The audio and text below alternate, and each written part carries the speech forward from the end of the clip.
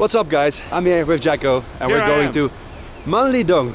Today's neighborhood we're going to explore. One of the highlights in the neighborhood is a tree, believe it or not. Yeah. A tree that came from far and has something to do with Adolf Hitler. That's right. I like to call it the Hitler tree. The Hitler tree. More about that later. So he's back, Jacco. I am back. It's been almost a year. Almost a year. Bart's invited me back again. Very kind of you. Thank you for having me back on. He's a December guest. Yeah. So let's do this. When it's cold, he gets me back on. Malli-dong is located, or Malli-dong Ilga and Iga, I should say, is located west of Seoul Station. Now, there are several theories about where the name Malli comes from. Malli was named after Malli Hill, and one story that I like goes that the hill was named after Che Malli, a deputy minister for education in the Hall of Worthies, who spoke against the creation of Hangul in 1444. He lived on the hill. Now, Malli Hill, or Malli Je, was a place where they held Seokjeon in the Joseon dynasty. A stone war, something I had never heard of before. People from around this area would compete with people from outside the three city gates, west, south and east. And the outcome would determine where a good harvest would occur. Like, what? I don't think I've ever been here. You mean you've never been to the famous restaurant with a Dutch name? Wait, what? Hey! Yeah. Kom vaak. Kom vaak. Okay. Yeah. No, I haven't. Kom vaak, which means come often. Come often. And nice cars. Yeah. This is an old classic. Volkswagen Beetle dressed up for Christmas. And an older Kia. They just had the idea, let's make something with a Dutch name. I was consulted on it, and I got this name. Look at this interesting architectural building here, the black building. The house 1932. Right. As you might guess from the name, this house was built in 1932. I'm going to walk all the way around it because it looks different depending on what angle you see it from. It wasn't always black, but it was built almost 100 years ago for a Japanese CEO of a printing company or a publishing company. I don't know exactly whether it's on the right side or the left side of the house, but next to the house was the printing press.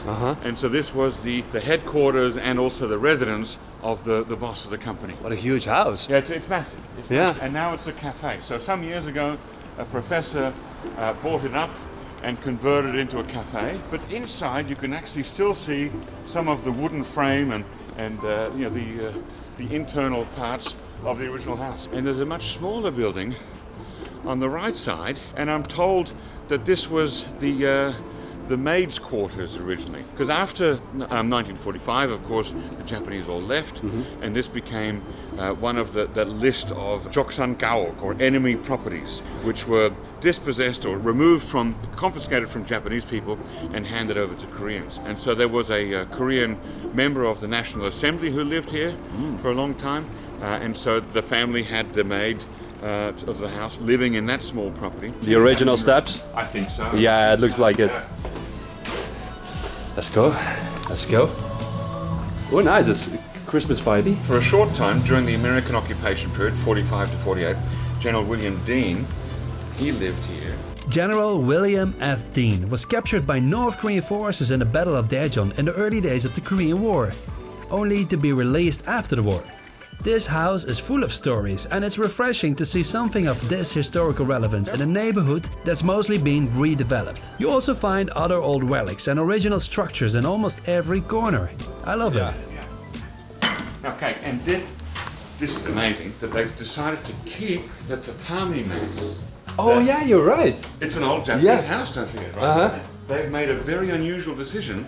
Keep the tatami mats. Now, I don't know if you've seen it before, but in Chungjeong-no, there is a shop now closed, I think it's abandoned, a former, maybe one of the last tatami mat makers in Seoul, and it says tatami jejak or something like that, and they presumably they hand wove, or maybe they had a machine, I don't know how it works, but they made tatami mats there for old Japanese houses. No way. And we're on our way to the tree. We are on our way to the tree and the museum to Korea's first Olympic gold medal winner. Soni Jong won the gold medal at the 1936 Summer Olympics in Berlin in the marathon, and we're slowly getting closer to the tree. This, what we're walking into now, this was the primary school or the elementary school where Soni Jong attended as a young boy, and after he came back to Korea with his gold medal, at some point they turned his school into a park in his honor. So this is the Soni Jong Memorial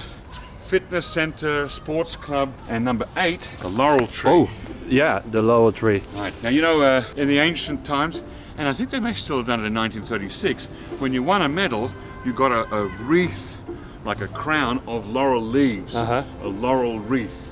So that comes from the Laurel Tree. So 10 and 11, those are the actual old school buildings. That's now the Memorial Hall and the cultural. Oh, so the original buildings? Yeah, we're going to see it. Okay. Oh, it's all history. Here, this is the Laurel Tree. No, this is it. This is it.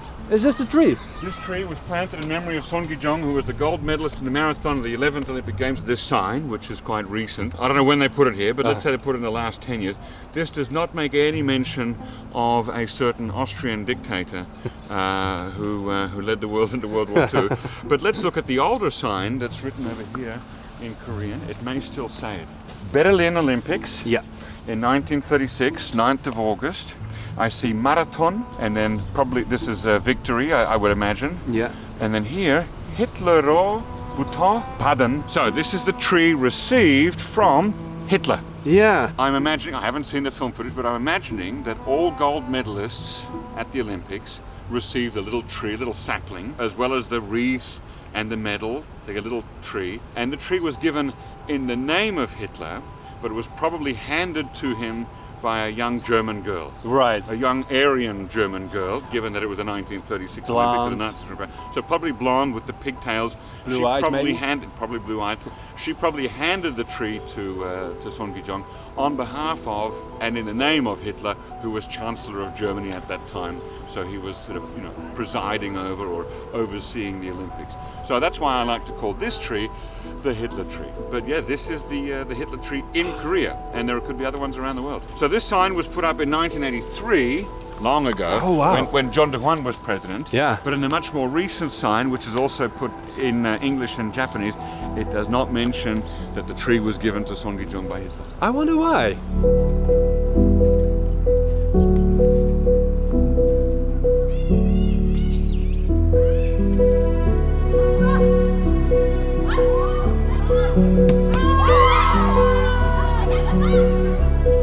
1936. Well, we know that Korea was colonized by Japan in 1910. So in 1936, any athlete from Korea at the Olympics, including Soni Jong, was racing, jumping, swimming, whatever, under the Japanese flag. They were citizens of the Empire of Japan. Yeah. Soni Jong was one of They them. would have the red dot.